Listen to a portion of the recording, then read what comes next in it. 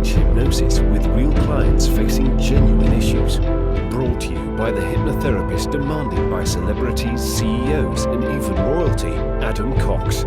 These recordings took place live from Adam's clinic in London's world-famous Harley Street. So, get yourself comfortable and enjoy today's episode of The Hypnotist.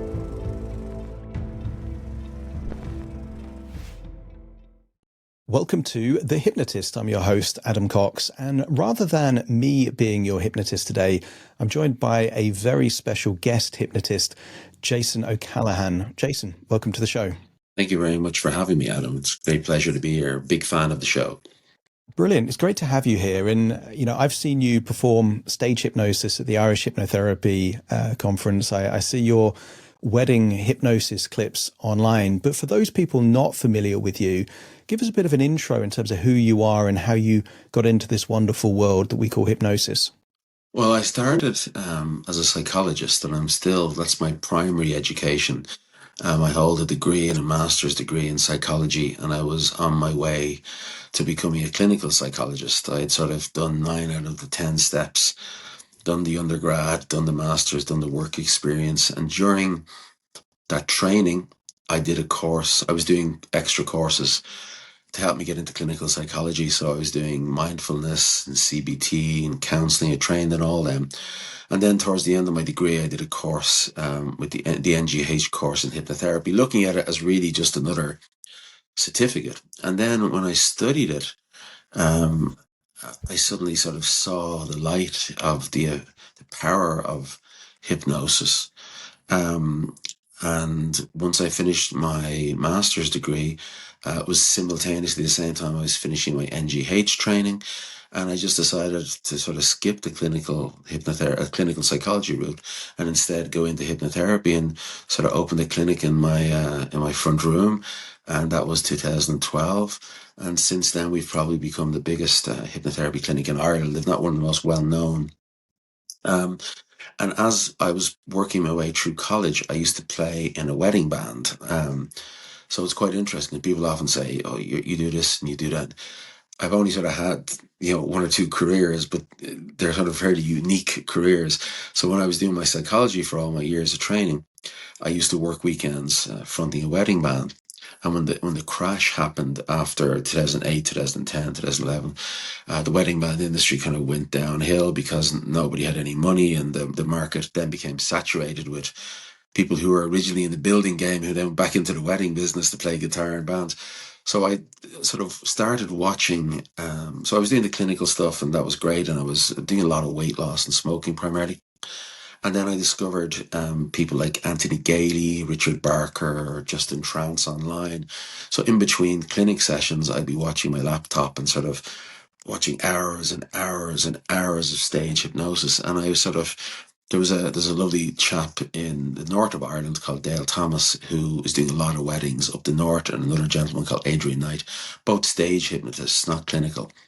And but Dale was doing a lot of weddings, but there was nobody in the Republic of Ireland, in the main part of Ireland, who was doing shows. So I wondered, could I create a character and an act of the wedding hypnotist to continue my very lucrative income doing weddings, but without the band, and then adding to my hypnosis skill set.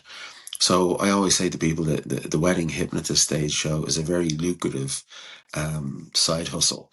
It's not a full-time job because you're only going to be working 1 or 2 nights a week primarily. But I think that I find it works well. I find what's interesting is I devote myself to whatever I do in my life 100% to that thing. I've got a very much a Sherlock Holmes mentality. I don't know very much about sport, and I don't know very much about this or that. But once I do something, I do it at 110%.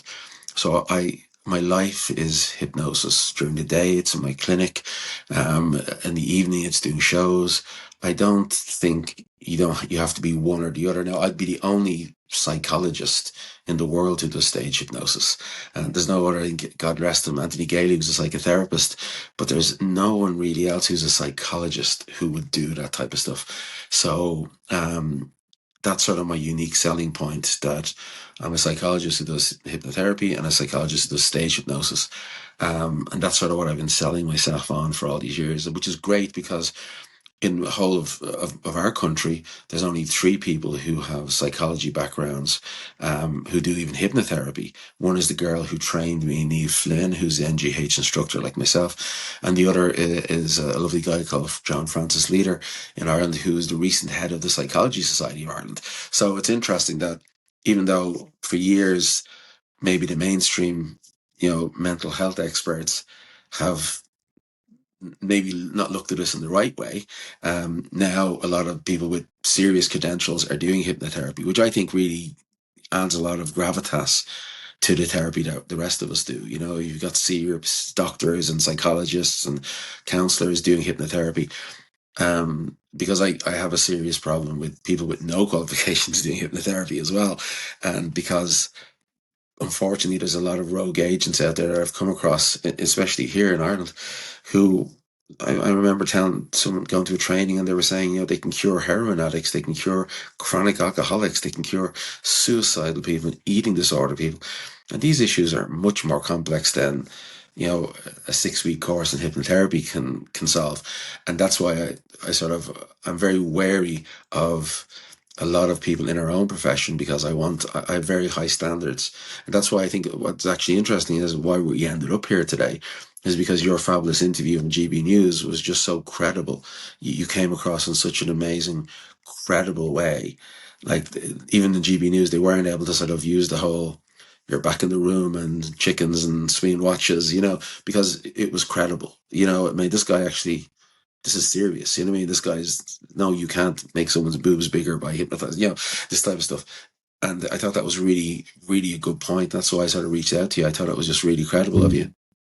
And I think my background sounds like it's similar to yours, because I did a psychology degree, and one of the very few courses in the UK that was a university accredited hypnotherapy course was the one that I did. So I've got kind of 2/3 of a master's degree. It just didn't do the research project. Yeah. And I think very few people that become hypnotherapists start off in psychology. A lot of them, they become interested in almost like a hobbyist kind of approach. They learn a few things and then they turn it into a career. And I think having that background in psychology certainly helps you to kind of look at hypnotherapy on the therapeutic spectrum compared to other modalities, which you can't do if you're exclusively trained in hypnotherapy and not the other modalities. Yeah, no, you're but it's really just my issue has always been, and I've discussed this with many people, and it's not a popular subject sometimes, but I find it very difficult if you're going to deal with somebody with serious psychiatric problems or addiction problems or eating disorder problems or alcoholism, heroin use, child abuse, things like this, that you did 3 weekends, and you got a certificate, and last month you were a builder or a bricklayer or a plumber, or a postman. And now suddenly, you're sitting in a room with someone telling you, they were sexually abused and they've been suicidal. It takes so much. Not saying that even I turn away a lot of clients, as do you, I'm sure. I have no knowledge of eating disorders. And so my wife's a pediatric dietitian and would back me on this. You need a specialist skill. You need a specialist team. That's why if someone is suicidal, there's special places to go to. There's a team of psychiatrists, psychologists, nutritionists, medical doctors to help them. Not Johnny, who was, working as a postman and did a bit of hypnosis at the weekend and now has decided to open up a clinic. But that's what gives us a bad reputation. That's, as I said, that's my compliment to you, is how credible you gave hypnosis, was saying, no, we can't do that. We can do a lot of stuff and we help a lot of people. And I'm sure like you've got good reviews on Google from people that we've helped and changed their life, and that's great.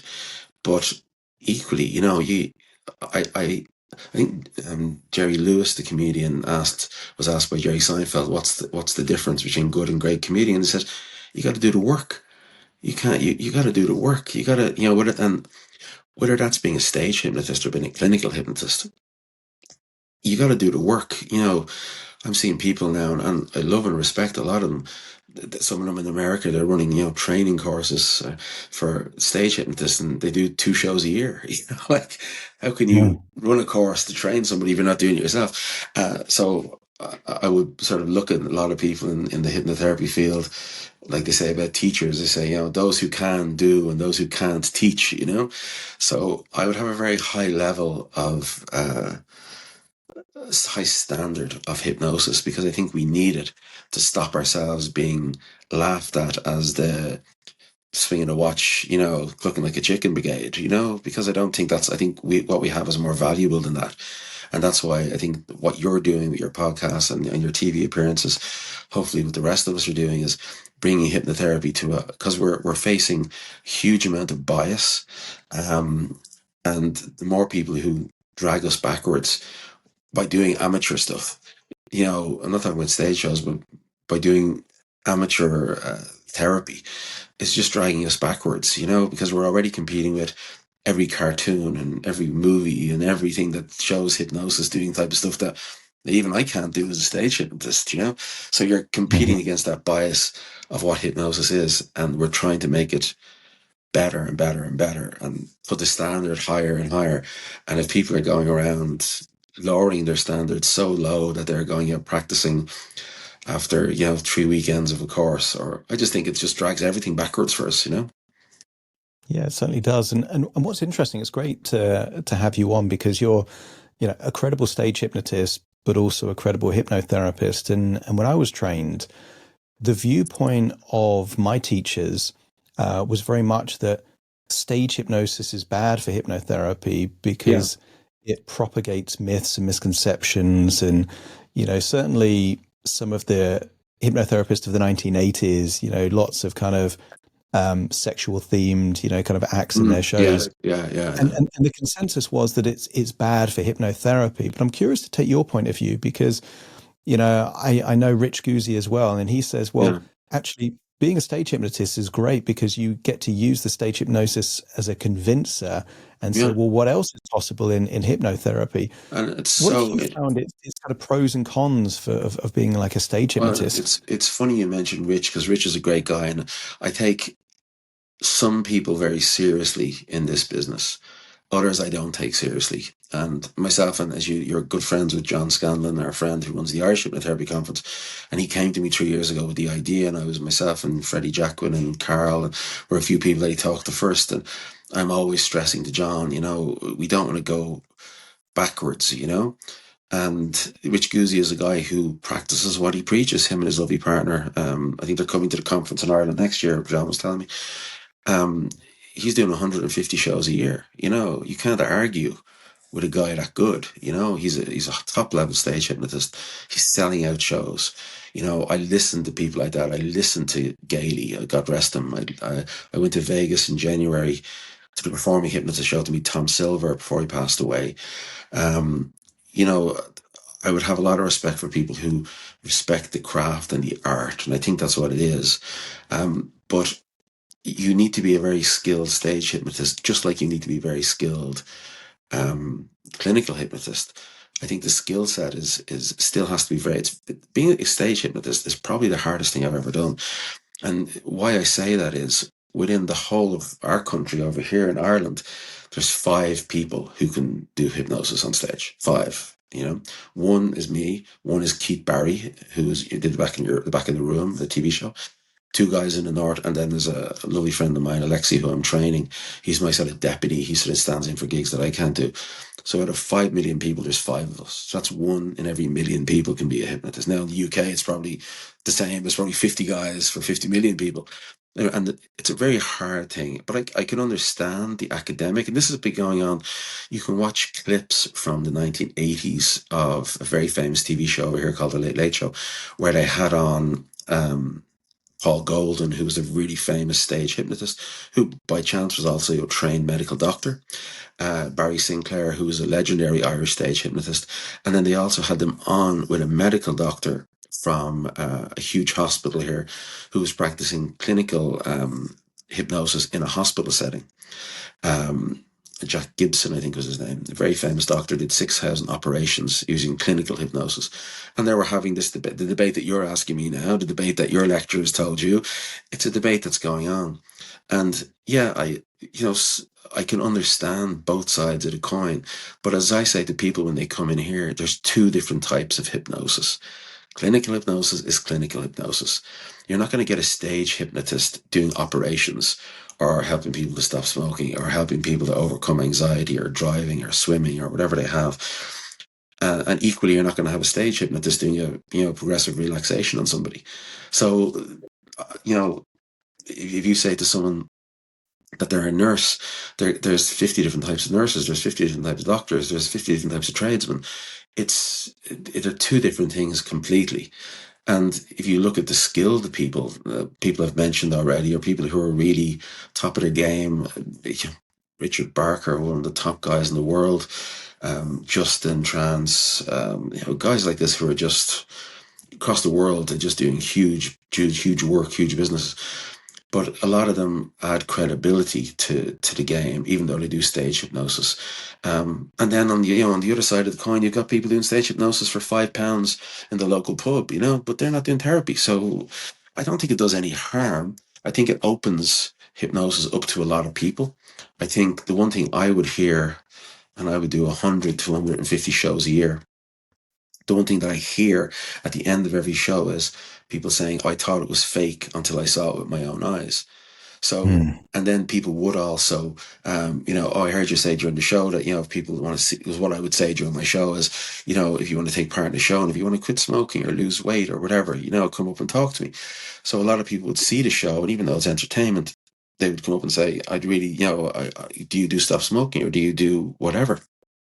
So I think stage hypnosis can be a tool to add credibility, because to see the phenomena of stage hypnosis, and it is a phenomenon when you see it done correctly, is a convincer, as you say, to people to maybe book a private session or go and stop smoking or do whatever they want to do with a clinical hypnotist, So I don't think it does any harm to it. But it just depends on the hypnotist. You know what I mean? It depends if you're doing, if you're able to do a credible, good show and you're a professional, then it adds a lot of credibility. If you're an amateur and you do rude, like I do weddings as my, people always ask me why I do weddings. I said, because there's no shortage of people getting married. I don't need to sell any tickets. I don't need to do any advertising most of the time. And there's people always spend money on their wedding, and you've got a ready-made crowd. So you don't have to sell. Like this week, by chance, I'm doing 1 or 2 shows in universities and in sort of private venues who booked me. Normally, I don't do that at all. I don't like to do it, but I make the exception when a week is quiet. But weddings are just, it's 200 people in a room want to have a good time, and the bride and groom want something unique, and I can provide it. And there's low or little or no competition, and people will always spend lots of money on their wedding. So, as I said, it doesn't affect my. I would say one thing. I promote my clinic on my shows, but I don't promote my shows on my clinic, if that makes sense. Oh, it does. Yeah, it's a one-way street rather than a two-way street. Yeah. And I think stage hypnosis can be a great on-ramp, because I think if someone sees a good stage hypnosis show, that becomes a convincer of the power of hypnosis, even if there's other things taking place there, like social proof and expectation and other things. But I also think for therapists, I think, for me, it was seeing some of the early Paul McKenna shows on TV and reading the book by Ormond McGill that kind of got me fascinated by some of these kind of suggestibility tests. And that's part of the way that I became a hypnotherapist. But I'm curious for you, Jason, like, in what way do you, being a stage hypnotist, help you to become a hypnotherapist? Is it in the confidence, the convincers? Like, how does it help you become a better hypnotherapist if it does? Well, I'm lucky because, as I said, I was in a wedding band for years, so I had a lot of confidence, on stage already, which is the main skill. I think and again, this is something I said to John Scanlon when he started the Irish Hypnotherapy Conference. I said to him, just be aware when you're going into this space of meeting not just clinical hypnotists, but stage hypnotists, that we're some of the most arrogant people you'll ever meet. And I didn't say that in a negative, is a bad way. I said, but if you look across the board at maybe the top, I've been put in countless times in the top 5 or 10 or 20 hypnotists in the world, in these lists. And you have to be an arrogant bastard to be a stage hypnotist. You don't have a choice. If you go on stage at a university, in a pub, at a wedding, at a conference, at a fair, if it's American, cruise ship, if you are not super, super Billy Big Balls of hypnosis walking on that stage, you are like a lamb to the slaughter. Because this is the thing that I say day in, day out to people. If I'm a guitar player, I can sit in my room and I can play all day long and I can rehearse all day long. If I'm a magician, I can sit in my room all day long and practice my cards. Every other form of entertainment, including stand-up comics, because that joke doesn't work, I'll do another joke. They are not reliant on the audience. The stage hypnotist is the loneliest job in the world because you are on your own on a stage and you are reliant on the participation of the crowd. Nobody else has to do that. The comic doesn't have to do that. The musician doesn't have to do that. If you're in a band, they don't like, Sweet Caroline, you'll play, something else. You know what I mean? You got to be up there for 45 minutes to an hour, 2 hours if you're doing a theatre show. And if they don't participate, if people don't, want to get involved, and I've been in those situations. When you start off, you don't know what you're doing. You do the local, I'm doing an event in a venue this weekend, and I've taken over the whole of the lounge. It's booked out completely just for my show. But in the past, I've done sort of, you call sort of pub gigs when I was starting off, because I just went, oh yeah, comes off from me a gig, I'll go do it. And there's like people having a drink, like 3 lads from the football team having a pint at the bar. Next thing you're jumping around trying to do a hypnosis show, and you die. You literally, you go through such pain. It's horrible, and you're left. So you have to have this arrogance and this confidence, and you have to learn all the tricks of the trade. And that's why he falls out with a lot of people, but I'd be a big fan of Justin Trance's show, because it's the only training I've ever done in stage hypnosis with Justin Trance, who's based in Vegas, because he shows you that, the one thing I've learned about stage hypnosis from him is that people think when you see a stage hypnosis show that we're starting the show when the volunteers are sitting in the chairs. But I start my show the minute I start talking. And I'm giving instruction, as you say, I'm influencing them. I'm influencing them to stand up, to sit down, to give a round of applause, to give a cheer for the organizer, to come up to the stage. I'm giving them instruction after instruction. So the great thing I learned was, when you look at a stage hypnotist show as a lay person, you think he's starting, here the volunteers were starting the show. I started way back there. And I've learned to do a bit of magic and a bit of stand-up comedy in the process. And but I'm just, because the first thing you'll hear, no matter where you do your first show, people will be like, you won't get me, you won't fool me, you won't be able to hypnotize me. So even at that, but like being a comedian dealing with hecklers, my opening line is always, for the shows is always, I'm only looking for good-looking, intelligent people. Because that automatically is such a psychological term. People don't realize that. What do you mean? I said, well, the minute the first heckler comes up and he goes, oh, you won't get me, you won't fool me, I can't be hypnotized. You go, of course you can't. I told you, I'm only looking for good looking, intelligent people. You're safe, go sit down. And that turns the thing around on them. So that's my point about being super confident and super arrogant to be a stage hypnotist. Within the clinic, then, I found that, again, the one thing I've had to accept, and I like your point on this, and I have friends who are doctors and dentists and other stuff, and they would say, I have to accept, and it's very hard, that I can't fix everybody. That I can't get everyone to stop smoking. I can't get everyone to overcome a phobia. I can't get everyone to lose weight. I can't get everyone to become an amazing public speaker. I've really worked in the past year on my reviews on Google, and I never for 10 years even bothered with Google reviews. Just didn't bother. I was all about testimonials. Get testimonials. So I didn't bother. And but in the past year, I think I've got in the region of 120 5-star reviews on Google since I actually focused on it. So I can see the changes I'm making, but it does make, the one thing I'm trying to accept is that as a therapist, I can't fix everybody. And I feel sometimes a bit of a fraud when you take someone's money and you can't fix them.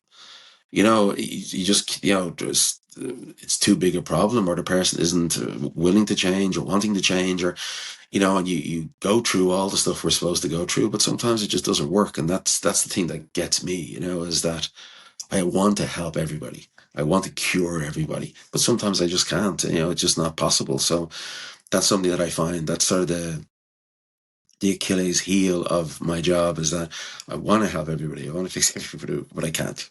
I don't know if you feel that yourself. Yeah, I guess that's the big difference between stage hypnosis, is that if it's not quite working with one volunteer, you can just kind of find a different volunteer. But with a client, they're the one person in front of you. You can't just swap them with someone else. And it doesn't happen very often, but the occasional client that I haven't been able to make some progress with, sometimes it is, look, have your money back, or let's try this different approach, and that kind of stuff. Because I'm like you want to create as much value as you can. But sometimes it doesn't just work. And I think, as far as I'm concerned, as long as you're creating value of some kind, then it's okay. So long as it's, but I did something interesting when I was learning, because going back to what you were saying before, like, you get good by putting in the hours. My belief is that with hypnosis, like, it's like swimming. You can't learn to swim by reading a book. You've got to jump in the pool. It's true. And the decision I made very early on is that if I wanted to be a better hypnotherapist, I needed to see lots of clients. And I think that's what separated me from other people that did my course, is that I was pretty good at generating new clients. And the more clients you work with, the more experience you get. And I do feel there's an element of what you learn from one client definitely does apply to the next client, and you figure out these different kind of, approaches, but you can't help every single person because there are unique variables. But, I think it's setting the right intention and doing what you can, in the best way that you possibly can. But yeah, it's tricky. There is no, I think people see hypnosis sometimes as a magic wand. Yeah. And what I emphasize, probably in the same way that you're priming people before they get up on stage, is, I have a little video that clients get before they work with me. And I say, look, one of the big misconceptions is that hypnosis is something that happens to you rather than with you. And it really does need to be collaborative. And I think that helps them to kind of feel more invested and actually realize that, okay, I use a metaphor, in fact, that you might appreciate. I compare hypnotherapy to almost like stabilizers on a bike, in the sense that if a child is learning to ride a bike, if they don't have the stabilizers, they're going to fall. The stabilizers support them, but the child still has to pedal and steer. And for me, I feel like hypnotherapy is like that. It doesn't do the change for them, but it can facilitate and kind of support them while they're making that kind of change themselves, and it works with them. But you're right. It's I wish it was a magic wand, but and I think it's like magic in the sense that when it's done well, it looks magical. But with a good illusionist, if they shared their secrets as to what was happening with kind of misdirection and mirrors, it loses all of the kind of impressiveness. And I think, sometimes with hypnotherapy, it's better that there is this kind of mystique, that they don't know necessarily what's happening. And it just looks like, oh, I had this phobia for decades and now it's gone, like that. Yeah. That seems magical. Anthony Jacquin would call this the witch doctor effect.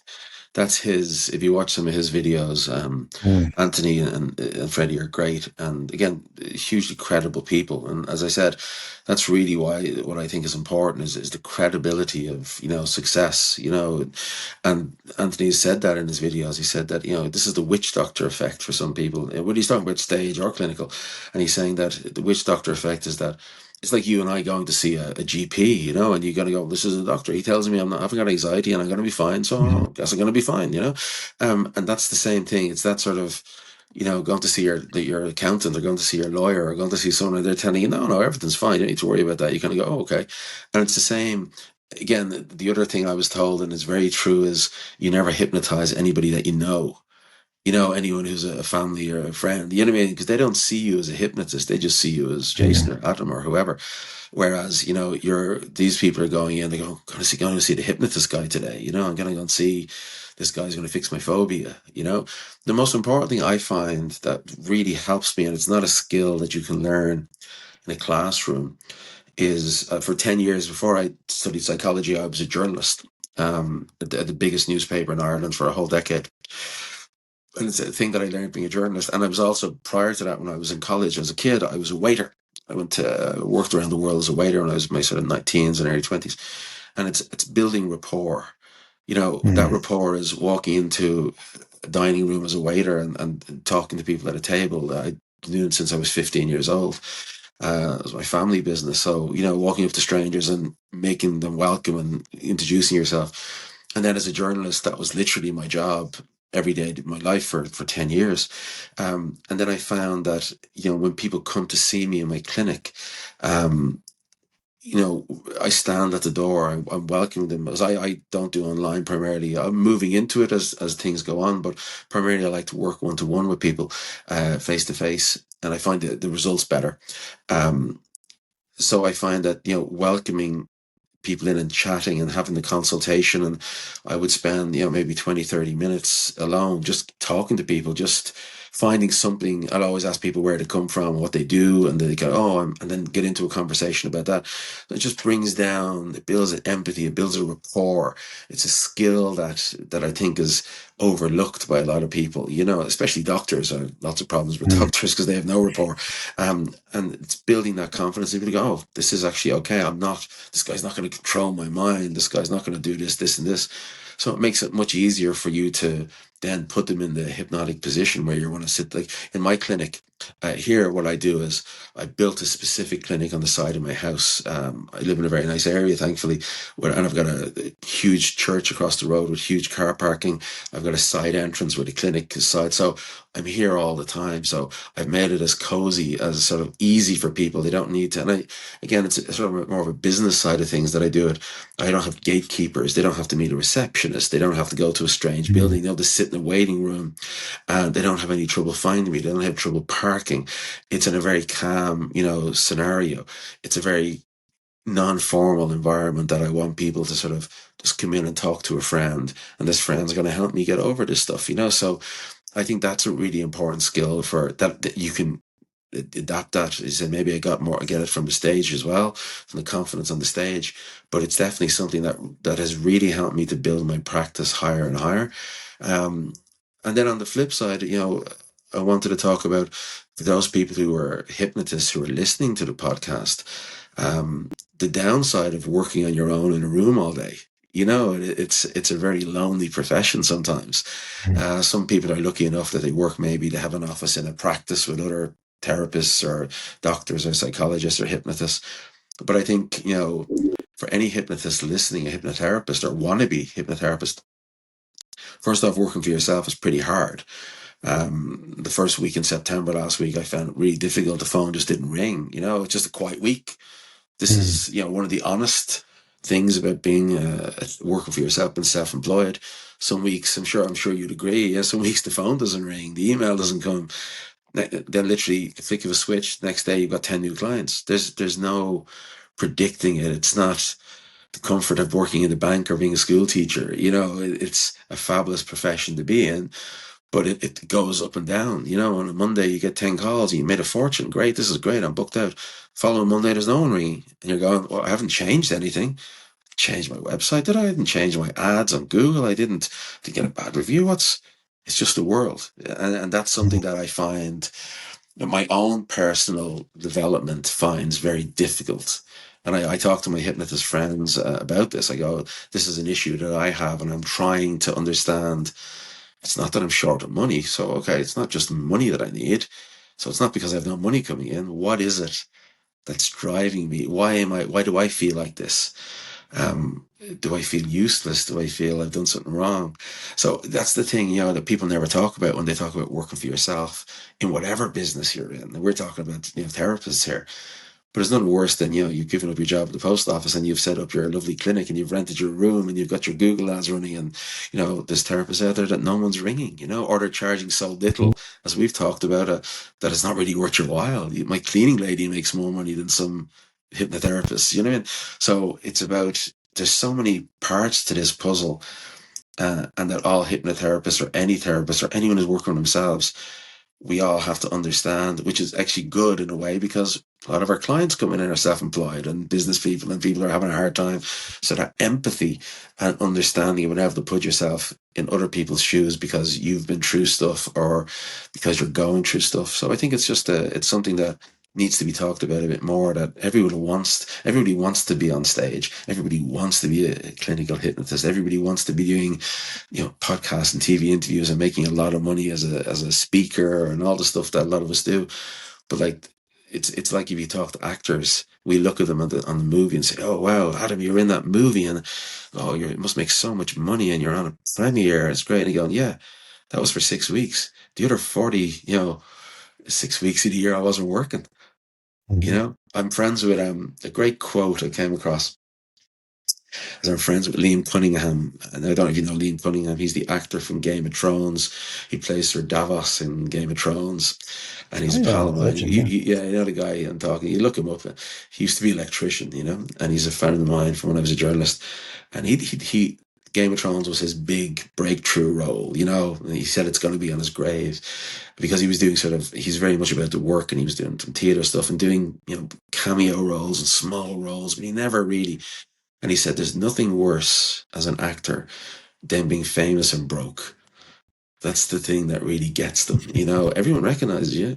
You ain't got no money because you only worked for 6 weeks last year. And so it's quite, when you do something that you love, and everyone listening like ourselves loves hypnosis, loves hypnotherapy, loves the community, loves watching it or learning about it, but it can be a very lonely road sometimes, because some days, as I said, the phone doesn't ring, and that makes you question so much. And then, like, my wife gives out to me as I say, "Oh God, it's quiet this week, what'll I do?" And it brings me, I always go back to the same metaphor, as you call it, or quote, is from Steve Jobs, who has that great sort of Greek quote, which is, "Well, when the fishermen aren't fishing, they're fixing the nets." And that to me is something that gets me back on track. It's like, okay, this week is quiet. I'm not doing any shows, or this week's quiet. I don't have any clients.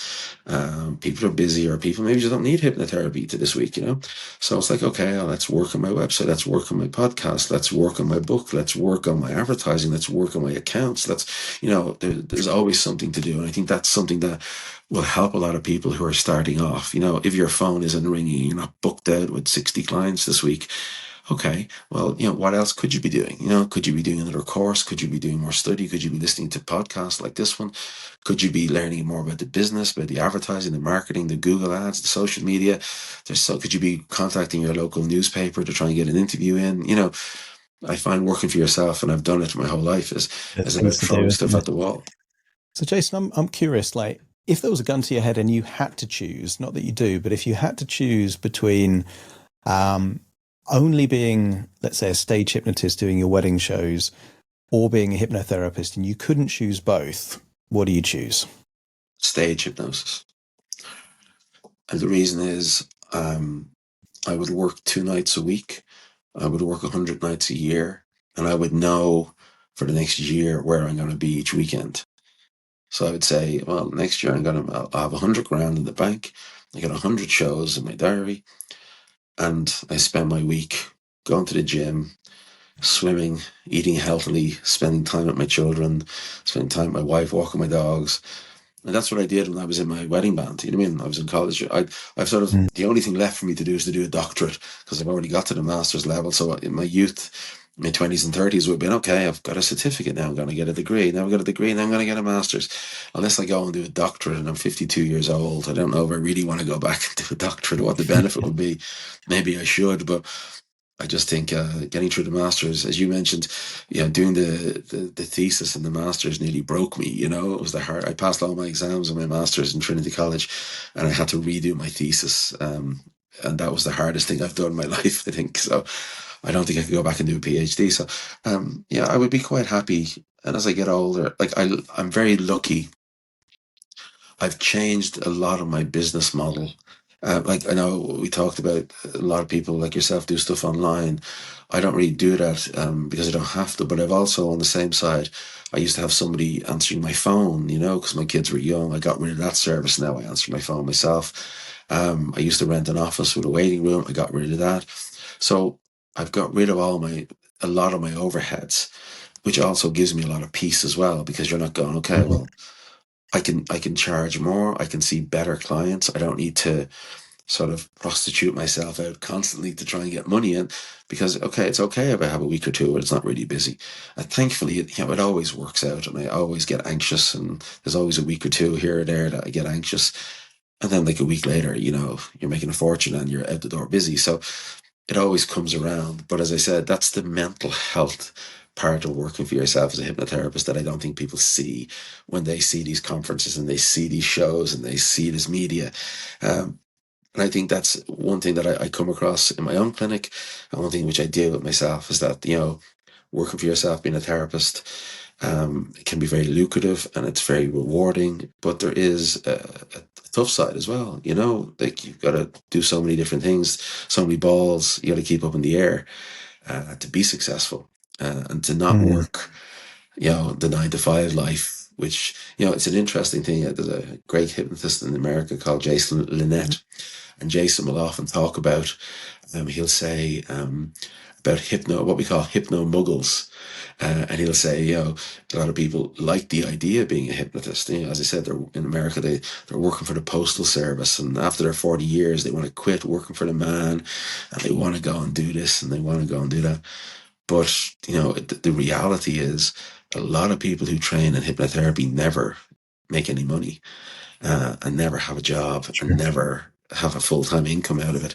So I think that's something that people who are, the best advice I would give anyone who's getting into hypnotherapy or starting or is running a business: cut your overheads. You don't need a fancy office. You don't need a fancy business card. You don't need fancy flyers. You don't need, I've seen a lot of people who come from a background where they're working, and they think, okay, I'm not working in the bank anymore. So the first thing I'm going to do is open an office, and I'm going to get a big sign above the door where it says, Johnny Smith, hypnotist. I'm going to have a secretary. I'm going to have a lovely office and a waiting room. I'm going to decorate. It's going to be beautiful. And they spend all their money and have no clients at the end of the day. They don't get any clients. And by the time they get clients, they've spent all their money on everything. So, all their money on stuff that, is completely irrelevant. So that's what I'm saying, is that you have to know what you're doing. And I think listening to your podcast and talking to professionals in the business is really educating yourself about the reality of working as a full-time hypnotist. Because when I started 12, 13 years ago, I remember someone coming into the training. I always remember this as long as I live. Two guys came in who had done the course beforehand. And one of them, his business card for his hypnotherapy, and I still can't believe I'm saying this, was a refuse company. He worked in a refuse company, and it was like, Adam Cox, hypnotist, care of such and such refuse company. And I Wow. was like, okay. And he said, look, let me tell you this. There isn't enough business out there for it to be a full-time job. So what I do is I book people in to come and see me in my office on a Saturday. I'll wait all month and I'll book 3 people in at the end of the month, and they're my hypnotherapy clients. And that was the first introduction. I was like, really? So you can't get any? And like, I've obviously made a full-time living out of it for a long time, as have you. But that was his opening line to us, was that, you're not going to make enough money to be a full-time hypnotist, any of you guys. So Yeah. you're lucky to get That's half a day on definitely a Saturday. something.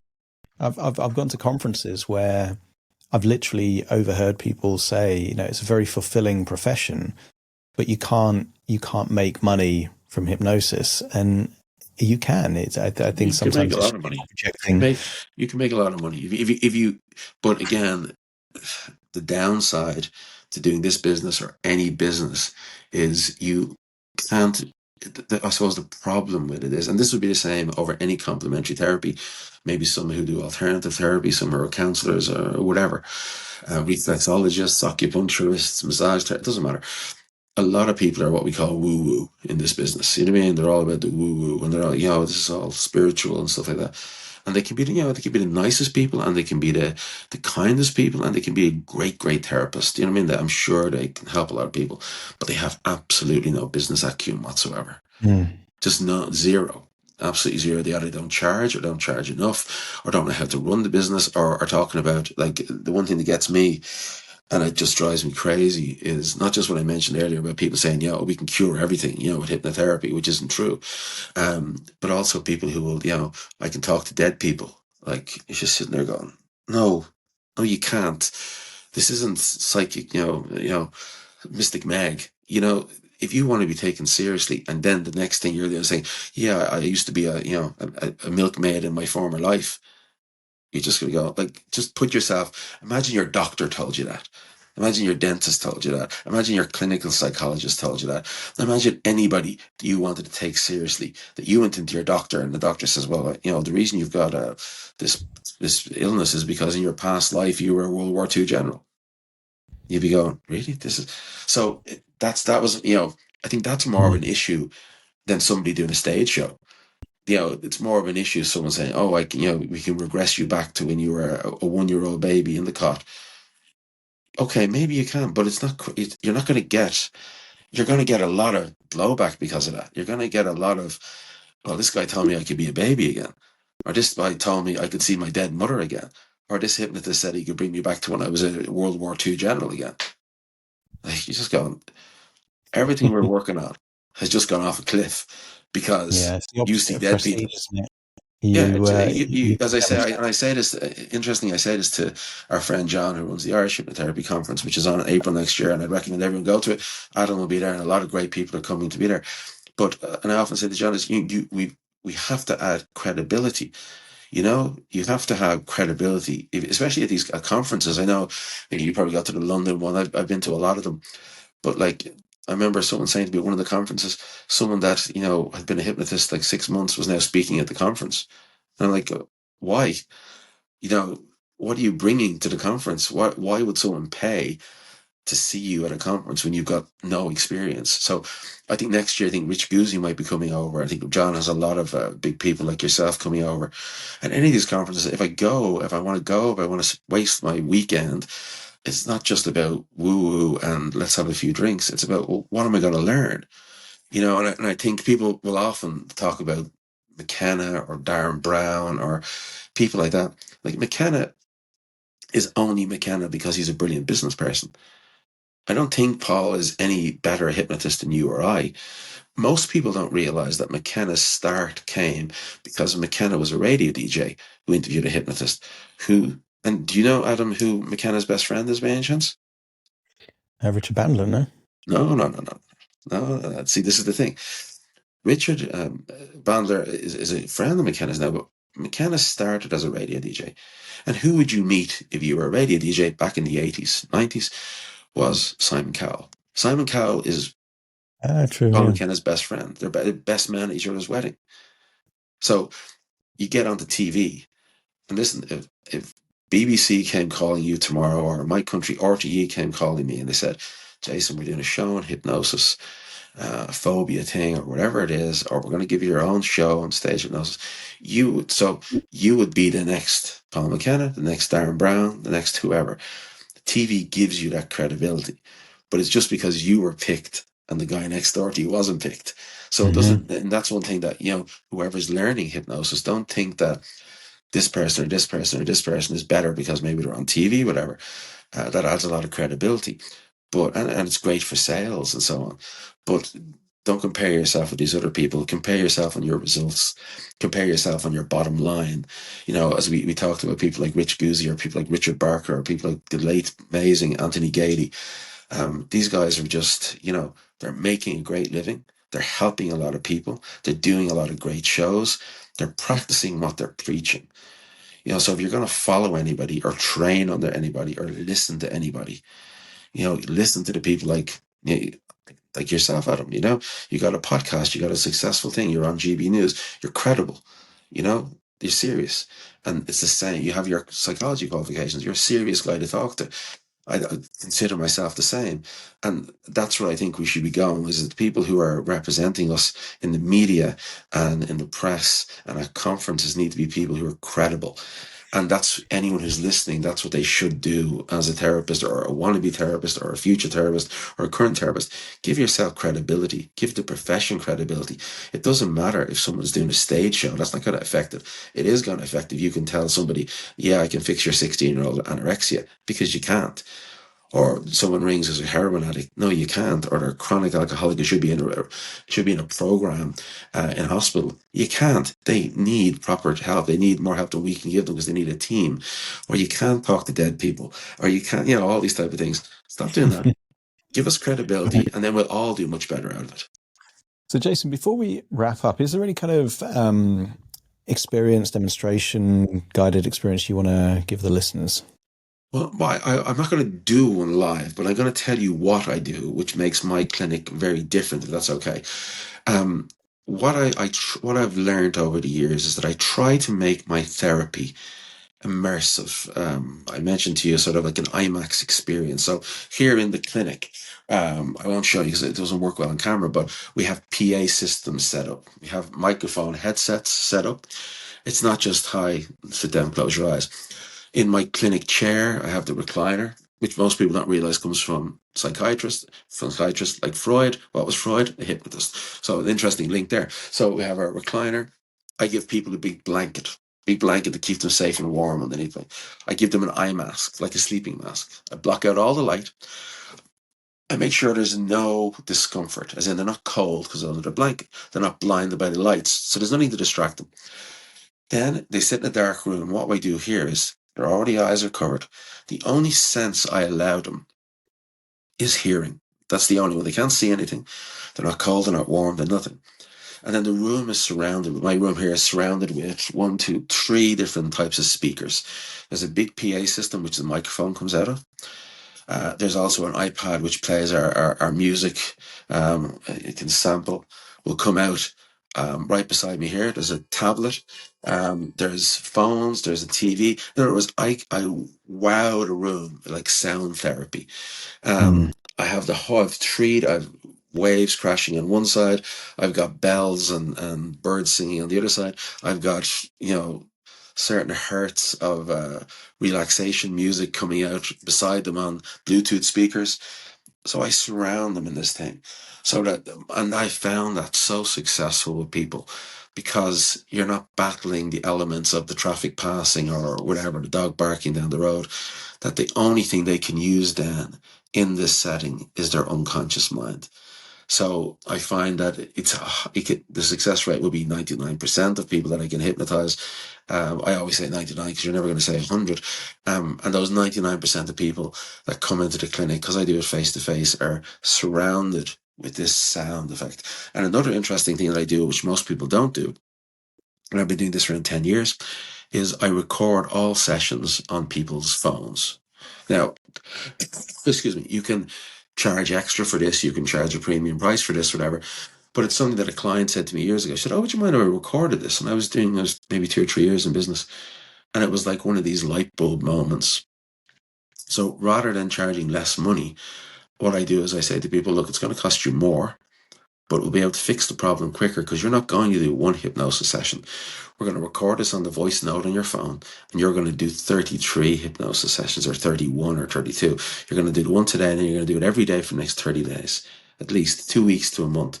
So they're reinforcing the therapy. So we blocked out all their senses. They're completely surrounded, and then they get to go home and lie in their own bed and repeat the experience. And the successes I've had with this have been phenomenal. You know, I've gone from, as I mentioned, you know, a handful of reviews to hundreds of 5-star reviews, which is affecting my business in a good way. And I think that's just really the thing that I found that it makes my therapy completely unique, is that it's an immersive experience. We also have a fan down beside there that I can control my phone, and so I'll put them on the stereotypical beach during the relaxation, but they'll feel the warm air from the fan They'll Nice. be in the total darkness. They'll hear the birds. As I said, I have a control panel here beside me, and they, they'll hear birds singing. They'll hear wind chimes and frogs, and I can as I go through the visualization myself, I can bring people wherever I want to go on that journey. I'll go and let's go to an abandoned beach shack somewhere in the Cayman Islands, and they can feel that tropical warm breeze and they can hear those birds of paradise. So it's like a virtual reality scenario for them, which makes them so relaxed and puts them down into that theta level so quickly.